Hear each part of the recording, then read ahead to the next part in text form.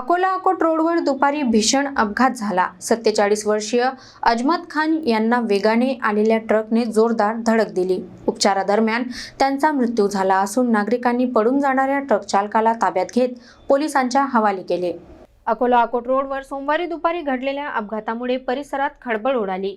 अजमत खान रहमत खान वय वर्ष 47 हे लक्ष्मी हार्डवेअर जवळ आपले काम आटोपून घरी जात होते। तेवढ्यात MH34 BG 7218 क्रमांकाचा ट्रक वेगाने आला आणि त्यांनी चालत जाणाऱ्या अजमत खान यांना जोरदार धडक दिली। धडकेची तीव्रता एवढी होती की ते रस्त्यावर फेकले गेले आणि गंभीर जखमी झाले। या अपघातानंतर ट्रक चालक पडून जाण्याचा प्रयत्न करीत होता, मात्र घटनास्थळी असलेल्या नागरिकांनी तत्परता दाखवत त्याला आवरले। उपस्थितांनी तात्काळ अजमत खान यांना जिल्हा रुग्णालयात दाखल केले।